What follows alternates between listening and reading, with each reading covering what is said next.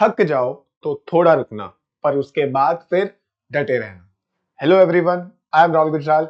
Welcome back to Drishti CUET YouTube channel.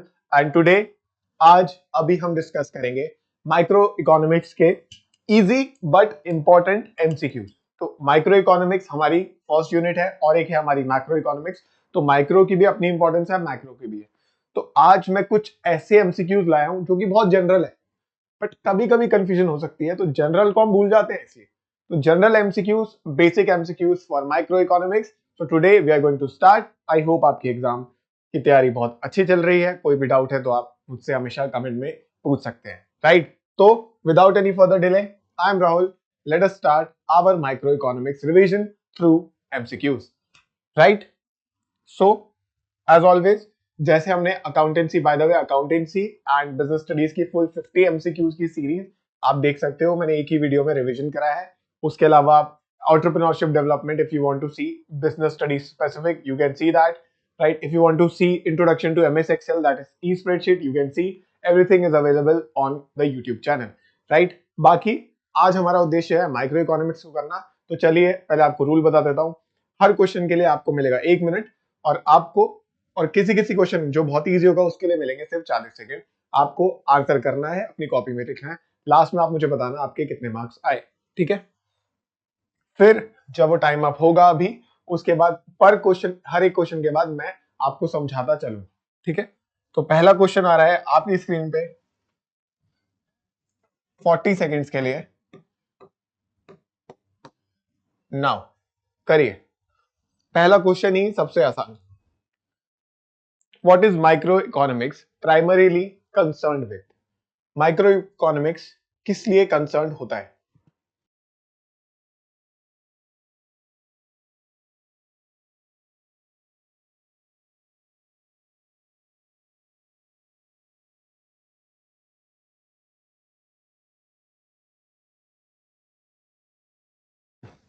Ten seconds, guys. 10 seconds. Come on. Microeconomics किस चीज के लिए concerned होता है? So, all right. If your answer is option number 2, then you are correct. Right? तो जो microeconomics होता है वो क्या करता है? वो individual economic units को, it talks about individual economic units.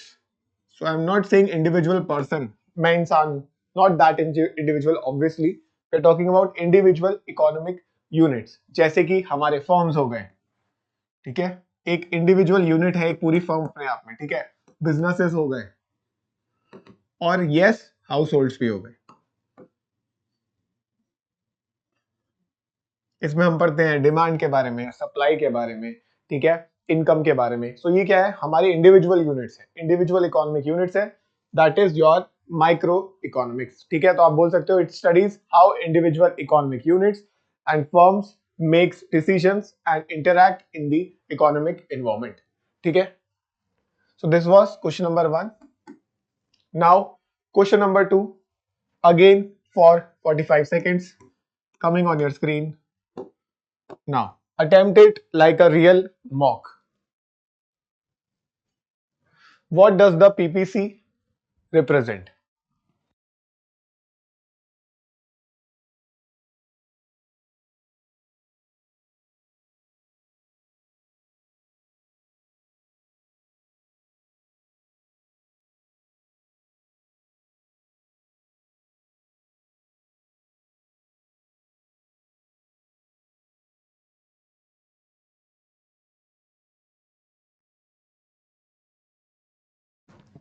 चलिए guys, 5 seconds. All right. Again, if you have ticked the option 1, then you are right. ठीक है? तो क्या किस बारे में बात कर रहे हैं हम? अपने फर्स्ट चैप्टर की बात कर रहे हैं, प्रोडक्शन पॉसिबिलिटी कर्व के बारे में, पीपीसी। बाय द वे, इसको एक चीज और, एक नाम और से बुलाते हैं। क्या होता है वो नाम? PPF, that is production possibility frontier, ठीक है? और क्या बोलते हैं इसको, पहले तो ये बता देता हूं। पीपीएफ यानी कि प्रोडक्शन पॉसिबिलिटी फ्रंटियर, ठीक है? ये क्वेश्चन भी पूछ सकते हैं। अगर पीपीसी की जगह पीपीएफ लिख दिया तो ये मत बोलना कि मैम या सर यहाँ पे ये गलत लिखा हुआ है, नो, ठीक है। ऑब्वियसली आप सब बहुत होशियार हो, ऐसी गलती नहीं करोगे। तो पीपीसी को पहली बात पीपीएफ भी बोलते हैं। अब आप पूछोगे इसका मतलब क्या होता है, तो एक ग्राफिकल रिप्रेजेंटेशन होती है जिसमें हम दो गुड्स की कॉम्बिनेशन दिखाते हैं, जो उन दो गुड्स की कॉम्बिनेशन दिखाते हैं जो हम अपने अवेलेबल रिसोर्सेज और टेक्नोलॉजी से इस टाइम पर प्रोड्यूस कर सकते हैं। तो it shows combination of two goods that one can produce one can produce with its available resources and technology। कि available resources और technology से हम कितना प्रोड्यूस कर सकते हैं, कॉम्बिनेशन ऑफ गुड्स, दो गुड्स लेते हैं इसमें। तो पहली बात, यहाँ पे भी दो गुड्स की बात नहीं हो रही, यहाँ पे भी नहीं हो रही, यहाँ पे भी नहीं हो रही। तो अगर आपको टू गुड्स भी याद होता तो आप एलिमिनेशन से भी ये कर लेते पहली बात। बाकी अगर आपने पढ़ा है तो ऑब्वियसली यू विल डू कि the opportunity cost of two goods produce in an economy. और अपॉर्चुनिटी कॉस्ट क्या होता है, value of next best alternative sacrifice. For example हमने दो गुड्स लिए, कार और वीट। तो अगर कार 50 प्रोड्यूस हो रही है तो वीट 100 प्रोड्यूस हो रही है, ठीक है। कार 60 हो गई तो वीट 90 हो गई। तो एक के बढ़ने से एक कम होना, ये क्या है, अपॉर्चुनिटी कॉस्ट आ रही है, ठीक है। So this is what production possibility curve represent, ठीक है। So I hope this is clear, right. So this was your question number 2 for your microeconomics. Now question number 3 on your screen.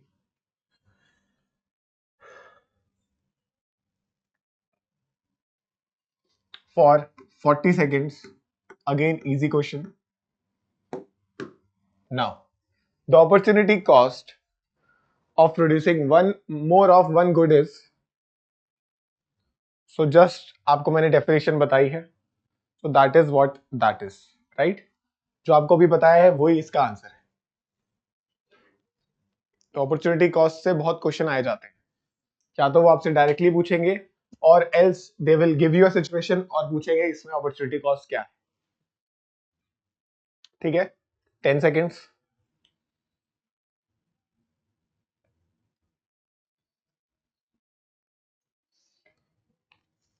ठीक है, अब देखो opportunity cost क्या है, the value of the next best alternative foregone.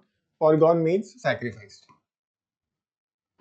कुछ पाने के लिए कुछ खोना, यही है बेटा तुम्हारी अपॉर्चुनिटी कॉस्ट। तो यही होता है, ठीक है। जैसे मेरे पास 10 रुपए होते थे बचपन में, बहुत मुश्किल से मेरी फिर 10 रुपए से पार्टी होती थी, फिर 10 रुपए से, तो पता है मैं कैसे खरीदता था, तो 3 रुपए की पहले फ्रूट चिल थी, छोटी वाली भी आती थी, 3 रुपए की, 3 रुपए की फ्रूट चिल लेता था, ठीक है। 2 रुपए का मैं डमडम लेता था। अगर किसी को पता हो, पता नहीं अब आता है या नहीं, मैं 15 साल पहले की बात कर रहा हूँ, तो मैं डमडम खाता था, ठीक है, जब मैं छोटा था, ठीक है। कितने बच गए, 5 रुपए, ठीक है। 2 रुपए की मैं च्युइंगम लेता था, और दोनों, मतलब मेरा मजाक उड़ा सकते हो आप लोग, दोनों अलग अलग, मतलब एक सेंटर फ्रेश लूंगा, एक सेंटर फ्रूट लूंगा, एक दिन एक बूमर लूंगा, एक दूसरी लूंगा, तो मुझे बहुत मजा आ रहा था, ठीक है। ठीक है, बाकी 3 रुपए बच गए, उससे भी मैं कुछ ना कुछ खरीद लेता था, टॉफी ले लेता था, ठीक है। बट उसके बाद क्या हुआ, फिर से मुझे 10 रुपए मिले अगली बार, तो दूसरी बार मैंने 10 रुपए से एक पूरा लेस का पैकेट खरीद लिया, बड़े वाला, 10 रुपए वाला। तो दूसरे केस में मैंने क्या सैक्रिफाइस कर लिया, इन सबको, तो value of the next best alternative sacrifice, ठीक है। तो मेरे च्युइंगम विंगम से आप याद रख सकते हो, पर्सनल चला गया मैं, guys. All right. So this is what opportunity cost is, value of next best alternative sacrifice. If I talk about in terms of economics, so अगर मैं किसी एक जगह पे काम कर रहा हूँ तो मैंने क्या सैक्रिफाइस किया, अपना बिजनेस खुद का खोलना। तो ऐसे वो पूछ सकते हैं, suppose there is a person Rahul and he wants to set up a business, but due to some issues he decided that he does not want to start his business right now because he does not have the funds, so he joined a company as a employee। तो यहाँ पे opportunity cost क्या हुई, business खोलना, कि opportunity cost मैंने क्या sacrifice किया, बिजनेस खोलना एम्प्लॉय बनने के लिए, ठीक है। So this is what your opportunity cost is. तो ये इंपॉर्टेंट है, अपॉर्चुनिटी कॉस्ट को अच्छे से पढ़ लेनी। तो this was your question number 3। So now moving ahead with the question number 4, again related to PPC इसमें 1 मिनट दे रहा हूं क्योंकि थोड़ा सा आप इसमें सोच सकते हो. So in an economy, if an economy moves from a point inside the PPC to a point on the curve, it indicates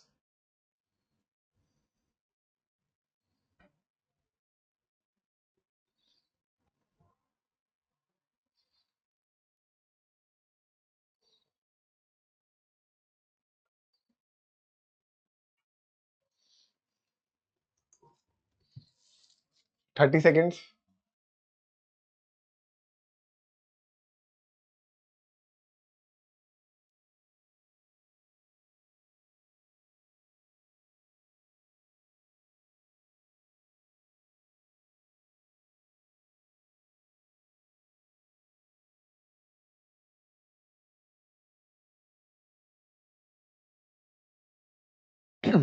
all right, अब देखो यहाँ किसकी बात हो रही है, पीपीसी की. तो हमें पता है पीपीसी ऐसा कुछ बनाते हैं, कुछ ऐसा कर्व बनता है हमारा पीपीसी.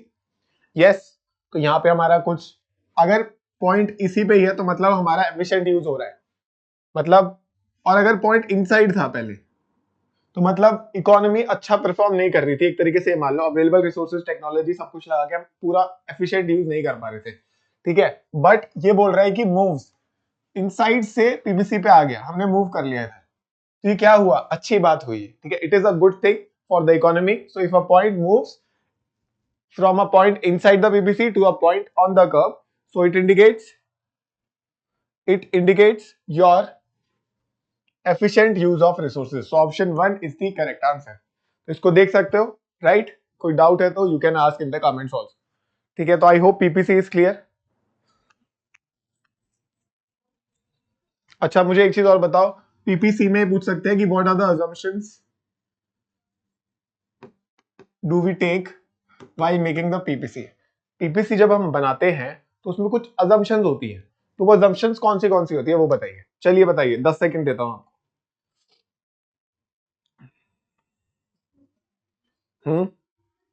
सही बताया आपने, बहुत बढ़िया. मुझे कैसे पता होगा, बट आई होप आपने बताया. तो फिक्स रिसोर्सेज है हमारे, हम ऐसा मान रहे हैं. फिक्स टेक्नोलॉजी है, ये भी मान रहे हैं.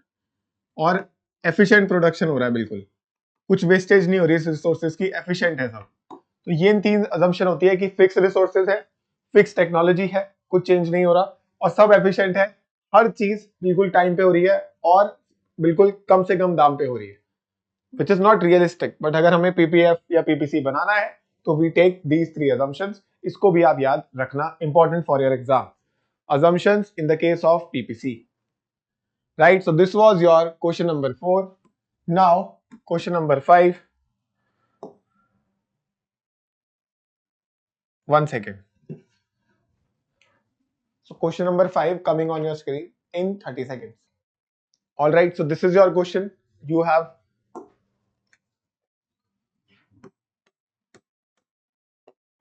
come on. So इसको मैंने थोड़ा नीचे कर दिया है क्योंकि गलती से यहाँ पे किसी ने आंसर भी ऐड कर दिया है.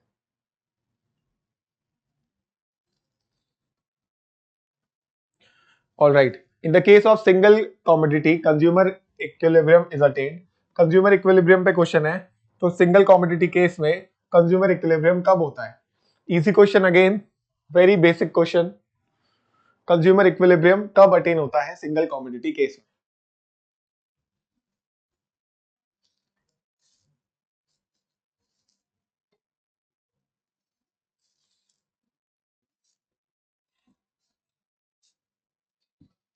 All right. So if your option is, if you have take the option 3, then you are right. कैसे सर? So क्या होता है सिंगल कॉमोडिटी केस में, जितनी भी आपको सेटिस्फैक्शन डिराइव हो रही है उस प्रोडक्ट से, अगर उतना ही आप प्राइस पे कर रहे हो लास्ट में आके, तो this is the equilibrium point. Yes, जैसे मान लो मैं आइसक्रीम खा रहा हूँ, 1 यूनिट खाई 10 सेटिस्फैक्शन मिला, ठीक है.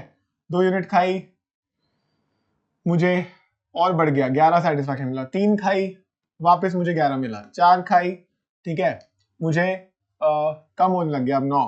तो मान लो इसका प्राइस ही 11 रुपए था या फिर इसका प्राइस ही 10 रुपए था, तो मुझे यहीं पे इक्विलिब्रियम हो गया. तो जब मार्जिनल यूटिलिटी प्राइस के इक्वल हो जाता है, आपको ऐसे याद रखना है, जब MUX is equals to PX, that is marginal utility derived from the product is equal to the price of the product, then that situation is known as consumer equilibrium. So this was your question number 5, right? This was your question number 5. yes. और अगर मुझे बताओ, अगर marginal utility ज्यादा है product price से, जैसे अभी हम एग्जांपल ले रहे थे, तो सेटिस्फैक्शन 12 मिल रही थी, प्राइस 10 है, ठीक है, तो मतलब एमयू ज्यादा है, तो इस केस में क्या होगा, कंज्यूमर और खरीदेगा। जैसे आइसक्रीम है तो एक और आइसक्रीम खाता हूं, मन कर रहा है, ठीक है, this is what in this case the consumer will spend more, buy more, ठीक है। बट अगर MU is less than P है, अब मैंने एक और खाई, ठीक है, 12, मेरे को 12 सेटिस्फैक्शन मिला, एक और खाई मुझे 11 मिला, एक और खाई 10 मिला, तो यहाँ इक्विलिब्रियम आ गया। मैंने कहा चल एक और खाई लेते हैं, देखते हैं आज देखी जाएगी, शुगरी हो जितना होता है हो जाए, मैं आज आइसक्रीम खाता रहूंगा। मैंने चैलेंज लिया है कि आज मैं 5 आइसक्रीम खाऊंगा, तो उसने एक और खाई, अब उसको 8 मिल रहा है और प्राइस 10 है, तो अब क्या करेगा, वो स्टॉप कर देगा और खाना, ही शुड स्टॉप, ठीक है, तो he will not by any more. तो ऐसे याद रखना है आपको, इक्विलिब्रियम का पॉइंट क्या है, ये वाला, जब MUX is equal to PX। This was your question number 5। Now समझ आ रहा है, मजा आ रहा है, ठीक है। क्वेश्चन नंबर 6,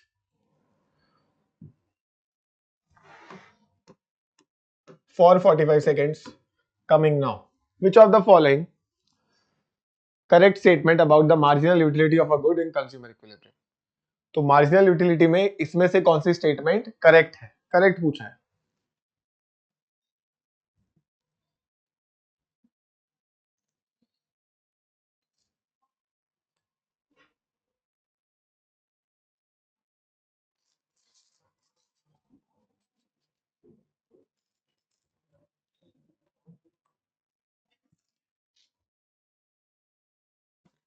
टेन सेकेंड्स, बहुत इजी है। So if you have ticked the option number 1, then you are right, ठीक है। Marginal utility decreases as more units are consumed। अभी हमने पढ़ा, मैंने एक आइसक्रीम खाई, मुझे 12 मिला, फिर मैंने खाई, फिर से 12 मिला, फिर मुझे 11 मिला, फिर 10 मिला, तो क्या हो रहा है, जैसे जैसे बढ़ाते जा रहे हैं मार्जिनल यूटिलिटी कम होती जा रही है। This is known as law of diminishing marginal utility की हर यूनिट से जो हम एक्स्ट्रा यूनिट खाते जाएंगे या कंज्यूम करते जाएंगे, तो हमें जो मार्जिनल यूटिलिटी यानी कि सेटिस्फैक्शन डिराइव्ड होगी वो पहले से कम हो, तो वो फॉल हो रही है, डिक्रीज हो रही है। सो that is why option 1 is the correct answer. This was your question number 6, ठीक है, मजा आ रहा है, इजी क्वेश्चन है बट जल्दी जल्दी रिवाइज हम कर रहे हैं, ठीक है। Next, very basic question, very very very basic question, तो only 30 seconds for you. Coming question now, question number 7, what does the law of demand state?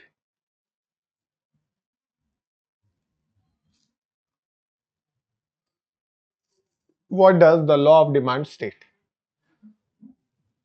Basic question.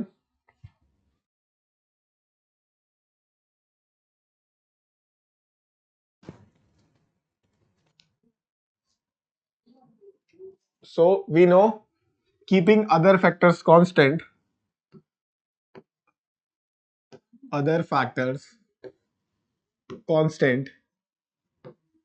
when price of a commodity increases, अगर price बढ़ रही है तो उसकी demand कम हो जाएगी, अगर प्राइस घट रही है तो डिमांड बढ़ जाएगी। तो there is a inverse relationship between price and demand of a product, right. So you can see, as income increases demand decreases, नहीं, as the price of a good increases demand increases, no, as the price of a good increases demand decreases, yes। So 3 is the correct answer, right, right। So law of demand भी बहुत important है, but उससे ज्यादा क्या important है, अब मैं पूछता हूँ आपसे, मुझे अब बताओ, what are the exceptions, name 2 exceptions of law of demand। Law of demand के कौन से 2 एक्सेप्शन है, बताइए। आपको समय मिलता है सिर्फ 10 सेकेंड, क्योंकि ये एक रिकॉर्डेड वीडियो है और हम लाइव नहीं हैं, तो मैं बस यही होप करता हूं आप सही बता रहे होगे अपने घर पे बैठ के, या आप जहां पे भी पढ़ रहे हो अपने स्टडी टेबल पे, ठीक है। तो एक्सेप्शंस क्या होते हैं इसके, बताइए। देखो, पहले होते हैं गिवन गुड्स, यानी कि इंफीरियर, जैसे आप कोई सस्ता चावल खा रहा है, वो 5 रुपए का है, तो वो 5.5 या 6 का भी हो गया ना, तो उसकी डिमांड, क्या मुझे एक बात बताओ, उसकी प्राइस बढ़ने से डिमांड कम हो जाएगी क्या? नहीं, उसकी डिमांड तब भी रहेगी, उतनी रहेगी या बढ़ जाएगी, मतलब बढ़ेगी नहीं बट उतनी ही रहेगी। तो एक्सेप्शन हुआ, उसकी प्राइस बढ़ने से डिमांड कम तो नहीं हुई, ठीक है। ऐसे ही दूसरा एक्सेप्शन होता है आपका वेबलेन गुड्स। वेबलेन यानी कि लग्जरियस गुड।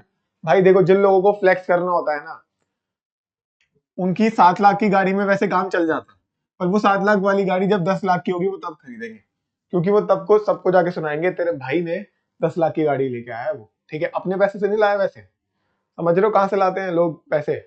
पूर्वजों के पैसे, उससे फ्लेक्स करते हैं लोग। बताओ, अलग ही चल रहा है। और करना ही था तो गाड़ी दिखाओ यार, अच्छी है, ठीक है, 10 लाख की लेके हम दिखाएंगे। देखो, स्टेटस सिंबल, ठीक है, आईफोन। अब मैं लोगों को समझाता हूँ, और अगर आपको भी क्रेज है तो बुरा मत मानना, सच में सही एडवाइस दे रहा हूँ। अगर आपकी इनकम उतनी नहीं है तो ईएमआई पे जबरदस्ती कभी भी आईफोन मत खरीदो।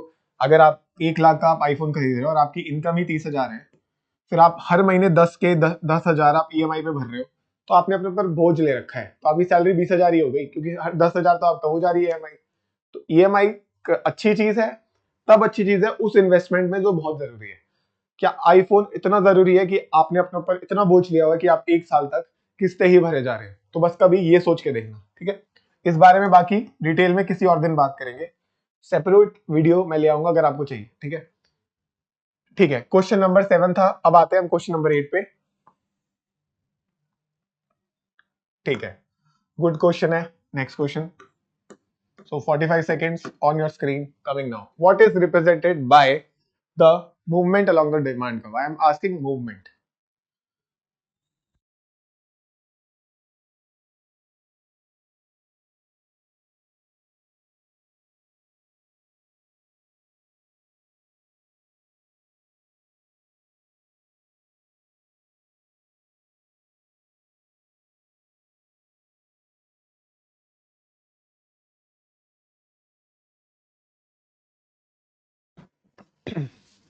Ten seconds.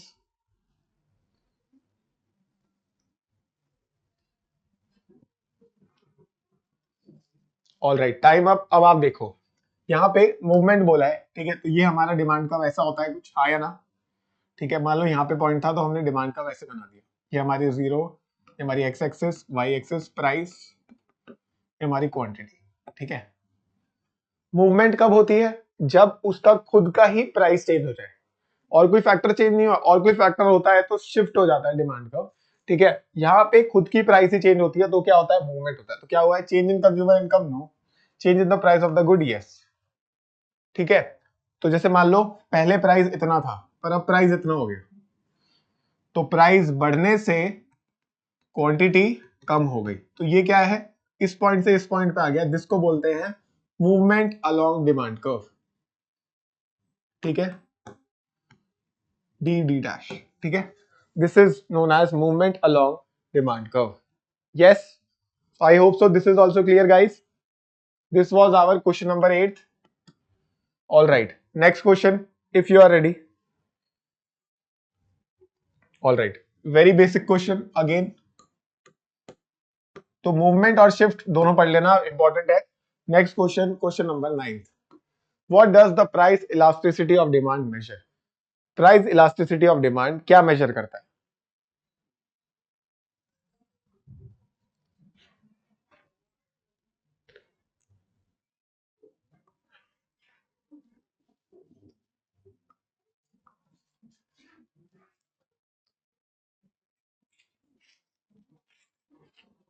Price elasticity of demand क्या मेजर करता है?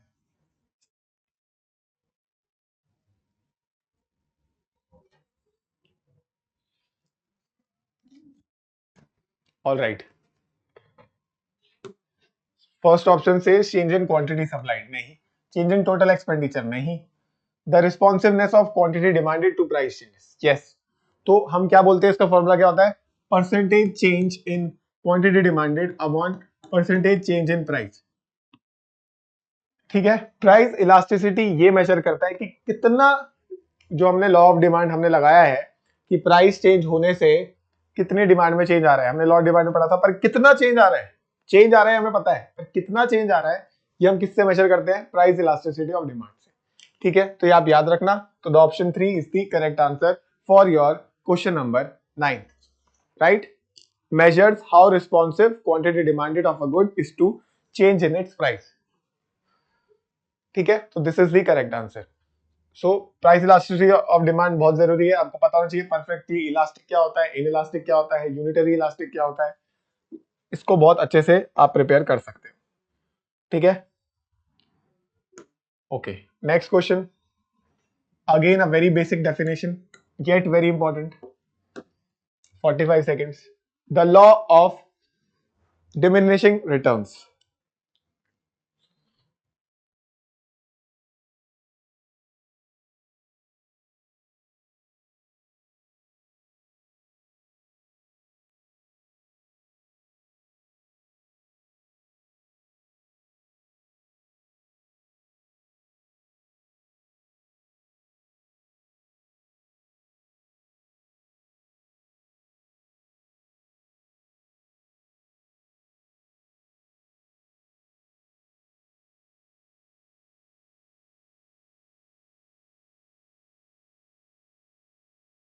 टाइम अप, बताइए इसका आंसर, क्वेश्चन नंबर 10। ठीक है, तो पहले मुझे बताओ लॉ ऑफ डिमिनिशिंग रिटर्न्स को और क्या बोलते हैं? इसको हम बोलते हैं लॉ ऑफ वेरिएबल प्रपोर्शंस, इसको ये भी बोलते हैं। ठीक है, लॉ ऑफ वेरिएबल प्रपोर्शंस। ठीक है, पहली चीज याद रखनी है। अब ये पूछ रहा है कि लॉ है जो, वो बताता क्या है? तो पहले कह रहा है more and more variable factor is added to the fix factor, ठीक है, then the total output keeps increasing at an increasing rate. As more and more variable factor is added to a fixed factor, the total output increases at a decreasing rate after a certain point. Adding more of a variable factor to a fixed factor leads to no change in the output. The total output decreases as more of a variable factor is added to a fixed factor. तो चलिए इसको रटने से अच्छा है कि हम इसको समझते हैं। तो मैंने एक टेबल बनाई हुई है, जैसे कि ये देख सकते हो, ये क्या है हमारी यूनिट्स 1 2 3 4 5 6 7, हमने कितनी लेबर की यूनिट्स बढ़ा दी। ठीक है, पहली चीज हमने कितना फैक्टर बढ़ा दिया। तो जैसे एक था तो टोटल प्रोडक्ट 2 प्रोड्यूस हो रहा था, 2 था तो टोटल प्रोडक्ट 6, 3 था तो 12। तो पहले हम निकालेंगे मार्जिनल प्रोडक्ट, और मार्जिनल प्रोडक्ट क्या होता है? एक एडिशनल लेबर बढ़ाने से, एडिशनल यूनिट बढ़ाने से हमारा कितना चेंज आ रहा है आउटपुट में। तो यहाँ पे तो एमपी कितना होगा? क्या पहले केस में TP is equals to MP हमें पता है, तो 2। दूसरे में कितना डिफरेंस आ रहा है? 4 का, फिर 6 का, फिर से 4 का, फिर 2 का, फिर कोई डिफरेंस नहीं आ रहा, फिर -2। तो कौन सा ऑप्शन सही लग रहा है आपको? एमपी क्या हो रही है? पहले एमपी बढ़ी, यहाँ पे भी बढ़ी, फिर वो फॉल हुई डिमिनिशिंग रेट पे धीरे धीरे। पहले बढ़ रही है, फिर 0 हो रही है, फिर घट रही है। तो it was increasing but at a diminishing rate. पहले 2 से बढ़ा, ठीक है, क्या हो रहा है कि बढ़ तो रहा है पर धीरे धीरे बढ़ रहा है, पर फिर कम भी हो रहा है। तो कौन सा ऑप्शन ये बता रहे हैं आपको? As more of a variable factor is added to a fixed factor the total output increases at a decreasing rate after a certain point, क्योंकि उसके बाद वो डिक्रीज होने लग जाएगा। So that is why option 2 is the correct answer for our question number 10। Yes, so 10 question are done. ठीक है, अभी 10 और करेंगे related to micro economics only. Alright,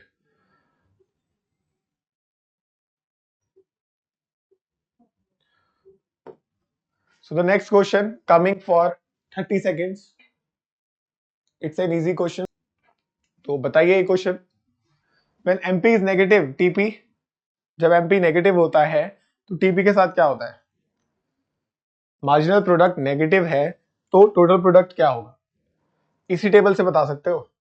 चलो ये टेबल दिखा दिया, अब बताओ MP नेगेटिव कब था? तो TP बढ़ा या कम हुआ? TP decreases, easy, option B is the correct answer. जब MP नेगेटिव जा रहा है, मार्जिनल प्रोडक्ट नेगेटिव जा रहा है, तो TP भी तो फॉल होगा, टोटल प्रोडक्ट में कमी आ जाएगी। ठीक है, और जब MP, अगर मेरा क्वेश्चन अगर MP 0 है तो TP क्या होगा? TP सेम रहेगा जितना पहले था, कॉन्स्टेंटली कॉन्स्टेंट रहेगा।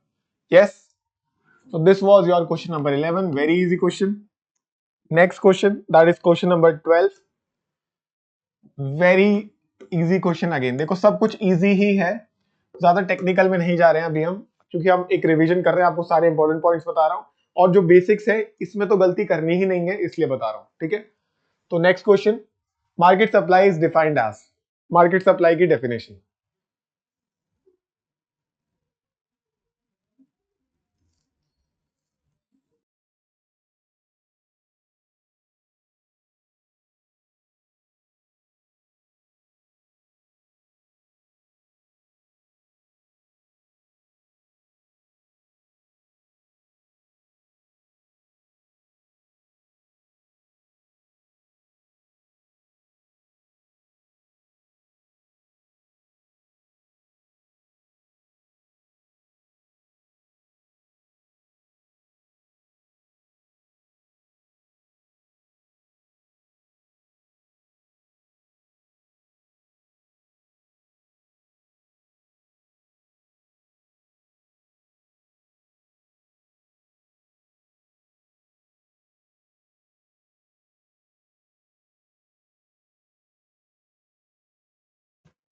Time up.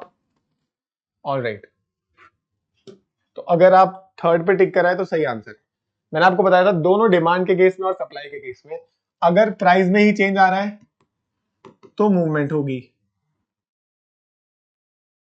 अगर बाकी किसी और अदर फैक्टर में चेंज आ रहा है जैसे कि कंज्यूमर की इनकम, टेक्नोलॉजी, ठीक है, उसके प्रेफरेंसेस, अगर इन सब फैक्टर्स में चेंज आ रहा है, सब्स्टिट्यूट के प्राइस में, कॉम्प्लीमेंट्री गुड्स के प्राइस में, खुद के प्राइस में नहीं दूसरे के प्राइस में चेंज आ रहा है, या फिर अदर फैक्ट और कोई फैक्टर है, इनकम है, टेस्ट है, उसमें चेंज आ रहा है, तो हमेशा क्या होगा, शिफ्ट होगा, shift in the demand curve या सप्लाई कर्व।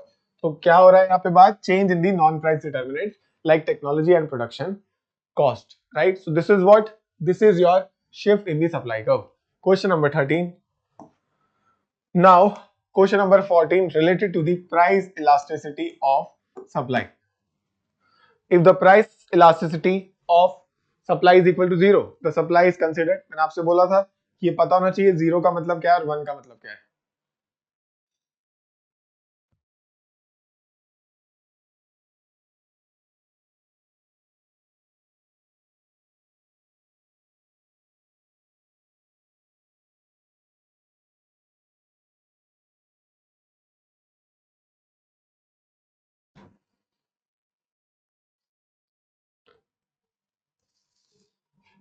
टेन सेकेंड्स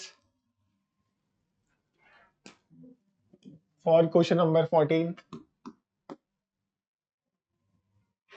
हो रहा है ना, बहुत बढ़िया। तो जब प्राइस इलास्टिसिटी ऑफ सप्लाई या price elasticity of demand zero है, तो जीरो का मतलब क्या होता है इलास्टिसिटी के टर्म पे, परफेक्टली इनइलास्टिक, ठीक है। जब वन होता है, वन भी पता होना चाहिए, तो ये होता है आपका परफेक्टली इलास्टिक, और परफेक्टली की जगह वर्ड आ सकता है यूनिटरी भी, परफेक्टली इलास्टिक को यूनिटरी भी बोलते हैं, पर यहाँ पे जीरो पूछा है तो जीरो क्या होगा, perfectly inelastic. Option one is the correct answer, ठीक है।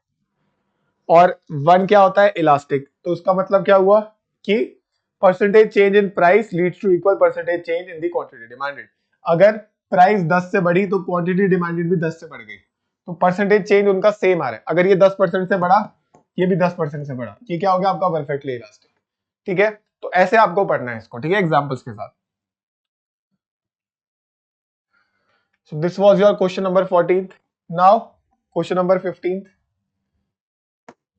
Very very easy question. So only 30 seconds. Very basic question. Elasticity of supply is calculated by. बस फॉर्मूला बताना है।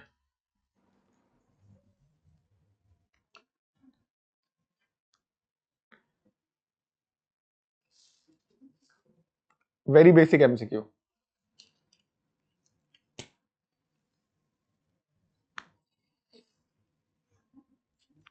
This is your question number 15th. So we know elasticity of supply is calculated as percentage change in price. Sorry, percentage change in, बताओ मुझे बताओ, A होगा या B होगा, चलो बताओ। परसेंटेज चेंज इन प्राइस पहले आता है या क्वांटिटी आता है, बताइए।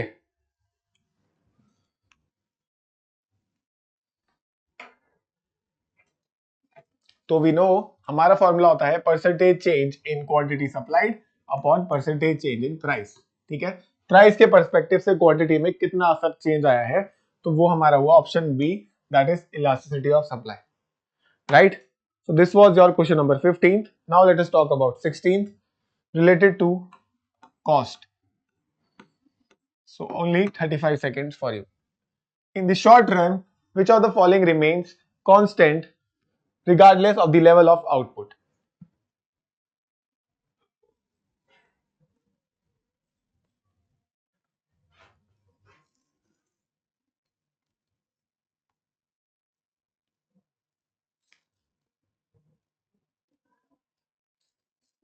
Ten seconds.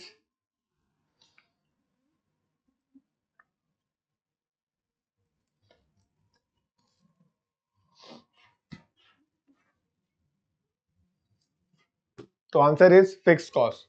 हमें पता है फिक्स कॉस्ट आउटपुट के चेंज होने से चेंज नहीं होती, फिक्स कॉस्ट फिक्स ही रहती है, चाहे आप जीरो, जैसे मान लो मेरा रेंट का खर्चा है, मैं अपने इस रूम का रेंट दे रहा हूँ आपको पढ़ाने के लिए, मान लो ये रूम ऐसे पड़ा है बहुत दिन तक, मैं वेकेशन पे गया हूँ, क्या मैं रेंट नहीं दूंगा? दूंगा, रेंट तो मैंने लिया हुआ ना रेंट पे, तो मैं इसका कुछ भी यूज ना करूँ तो भी मुझे रेंट दे रहा है, that is a fix cost. तो इसलिए हम बोल रहे हैं कौन सी चीज है जो जिसकी कॉस्ट फिक्स रहती है regardless of the level of output, that is your fix cost. ठीक है, अब एक और question related to this only, question number 17 on your screen. Total cost is the sum of, total cost किस चीज का सम है? Total cost is the sum of what?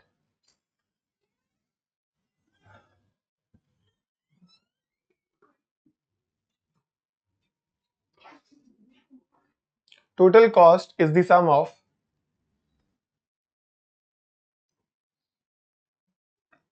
तो हम फॉर्मूला पढ़ते हैं इसका, TC इज इक्वल्स टू, बताओ 5 सेकंड बचे हैं। सर ये भी आपने गिफ्ट दे दिया, ठीक है, तो मैं आपको समझा देता हूं थोड़ा। TC is equals to TVC plus TFC, और TFC रिमेन्स सेम। TFC मतलब टोटल फिक्स कॉस्ट, उसमें अगर हम टोटल वेरिएबल कॉस्ट को जोड़ देते हैं तो हमारी टोटल कॉस्ट निकल जाती है। ठीक है, हाँ या ना? फिर हम TVC को अगर क्वांटिटी से वो करते हैं तो हमारा ABC निकलता है, अगर हम TFC को करते हैं तो हमारा AFC निकलता है। ठीक है, TC को करते हैं तो हमारा AC निकलता है, that is your average cost.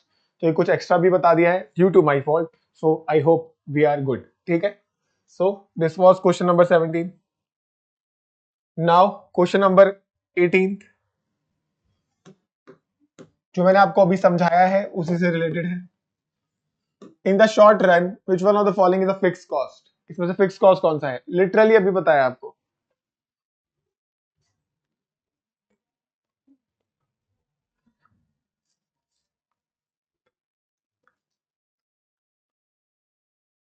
In the short run which of the following is a fix cost?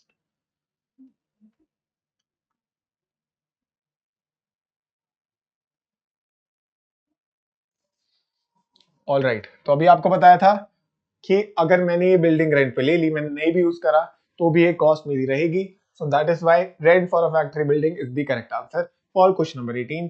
Now let us talk about question number 19। 30 seconds दूंगा। Marginal revenue is, what is the meaning of marginal revenue? Question number 19, what is the meaning of marginal revenue? तो marginal का मतलब हमेशा क्या होता है? जब हम एक किसी भी चीज को एक से बढ़ाते हैं, एडिशनल यूनिट हम बोलते हैं ना। तो गिविंग यू अ हिंट,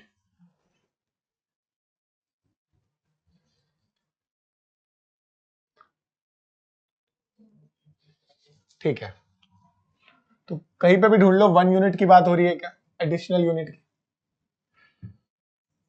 देखो, total revenue from selling 1 more unit हो रही है, यहाँ भी 1 यूनिट हो रहा है, ऑल यूनिट्स हो रहे हैं, आंसर हो नहीं सकता। ठीक है, तो पहले दो तो ऐसे एलिमिनेट हो गए। अब देखो, the total revenue from selling 1 more unit, the additional revenue from increasing output. तो हम एज अ प्रोड्यूसर बात करते हैं कि रिवेन्यू हमारी कब बढ़ रही है, तो बाय प्रोड्यूसिंग होगा ना। ठीक है, the additional revenue from increasing output, output होगा ना, that is why second is the correct answer. ठीक है, तो MR is the additional revenue from increasing from increasing the output by 1 additional unit, एक एडिशनल यूनिट बढ़ाने से हमारा कितना एडिशनल रेवेन्यू जनरेट हुआ है वो हमारा एमआर बताता है। ठीक है, तो यहां पे कंफ्यूज नहीं होना है, ऑप्शन 2 राइट है फॉर क्वेश्चन नंबर 19। तो now question number 20, when marginal revenue equals marginal cost a firm is said to be in, very important, जब एमआर हमारा एमसी के इक्वल होता है, जब एमआर एमसी के इक्वल होता है तो उस सिचुएशन को क्या बोला जाता है?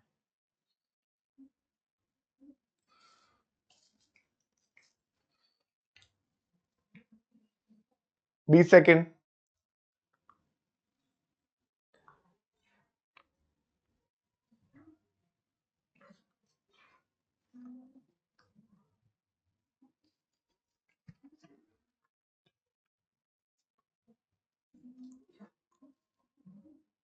Time up. तो देखिए, जब एमआर एमसी के इक्वल होता है ना, तो हमारा प्रॉफिट मैक्सिमाइज हो चुका है एज अ फर्म। ठीक है, तो हम बोलते हैं हम प्रोड्यूसर इक्विलिब्रियम में, हम प्रोड्यूस करते हैं, हमारा इस पॉइंट पे प्रॉफिट मैक्सिमाइज हो जाता है, तो M R is equal to MC in the case of producer equilibrium, don't forget that. ठीक है, I hope this is also clear. Question number 21, which of the following is not a characteristic of perfect competition? Very very very very very important.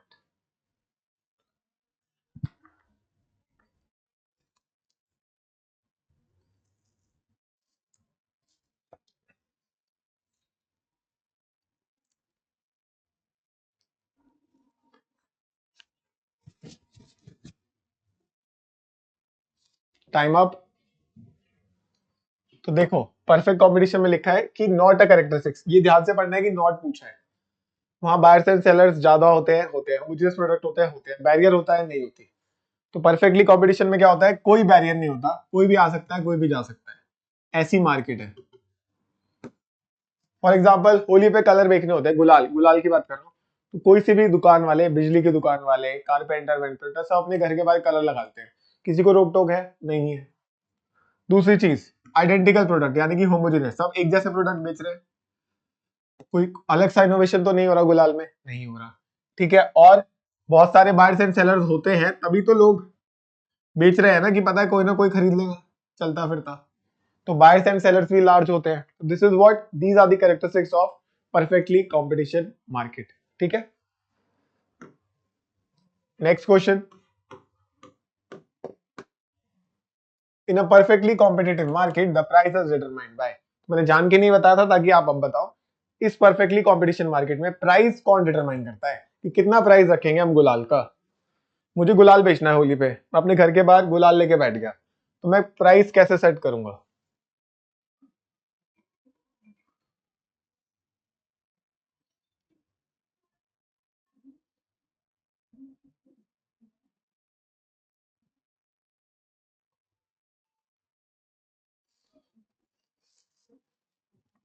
Ten seconds.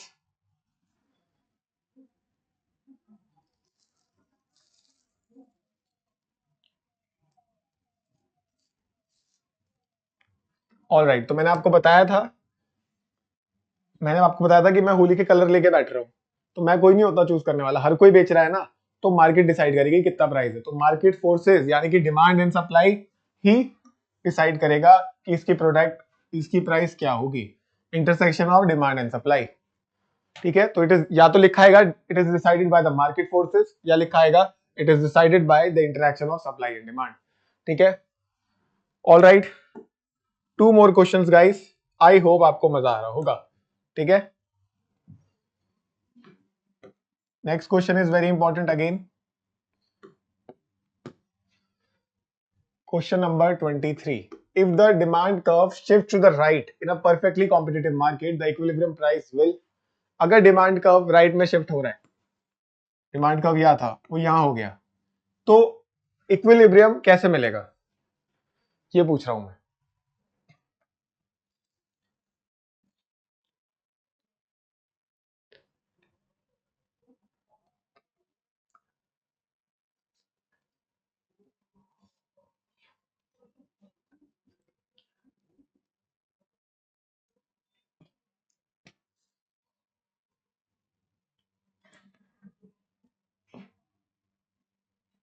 ये हमारा demand है, ये हमारी supply है, पर demand कब राइट में चला गया। ठीक है, तो अब मुझे बताओ, जब डिमांड बढ़ गई पर सप्लाई सेम है, तो लोगों तो और डिमांड कर रहे हैं। ठीक है, लोग और डिमांड कर रहे हैं उस टाइम पे, तो लोग रेडी हो जाएंगे उसके लिए और पैसा देने के लिए। सप्लाई तो कम है ना क्योंकि, तो लोग और पैसा देने के लिए तैयार हो जाएंगे। तो उससे क्या होगा, आपकी इक्विलिब्रियम प्राइस विल इंक्रीज। तो प्राइस इंक्रीज करनी पड़ेगी ताकि डिमांड वापस स्टेबल हो जाए। ठीक है, इसको ऐसे याद रखना। ठीक है, तो अगर demand curve perfectly competitive market में राइट में शिफ्ट हो रहा है, तो हमें प्राइस को भी इंक्रीज करना पड़ेगा, इक्विलिब्रियम प्राइस को, ताकि ये चीज वापस मैच हो जाए। ठीक है, प्राइस यहां से यहां चलेगी, हाँ या ना। सो this is how you do this. So I hope आपको बहुत मजा आया होगा। एक लास्ट क्वेश्चन, फिर मैं जेन्युइनली होप करता हूँ अंडर 50 मिनट्स मैंने आपका काफी बेसिक्स का रिवीजन करा दिया होगा। ठीक है,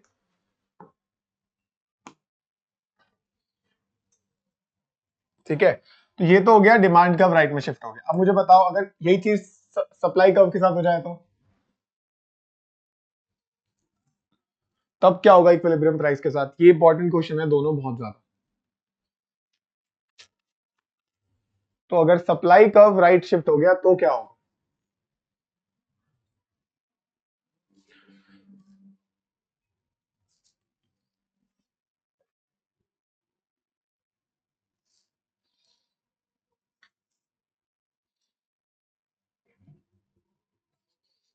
बताइए, आखिरी 10 सेकेंड।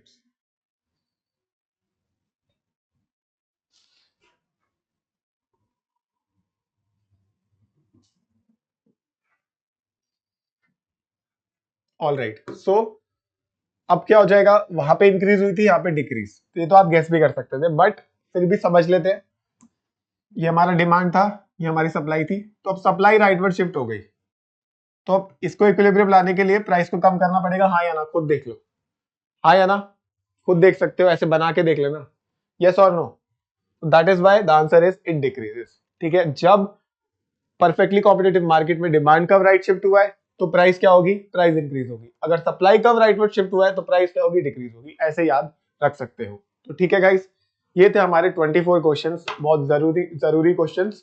बेसिक थे, इजी थे, बट जरूरी थे, रिपीट होते ही है। इजी क्वेश्चन तो हमें गलत करने ही नहीं है, इसलिए मैंने आपको ये पढ़ा दिए। ठीक है, बाकी आपको कोई और टॉपिक चाहिए या कोई डाउट है तो आप कमेंट्स में लिख सकते हो। क्लास कैसी लगी वो भी बता सकते हो। तो तुम लोग ऐसे ही पढ़ते रहो, आगे बढ़ते रहो, self belief and self confidence दोनों करते रहो। I am Rahul Gujral, will see you in the next class. Till then, bye bye and take care.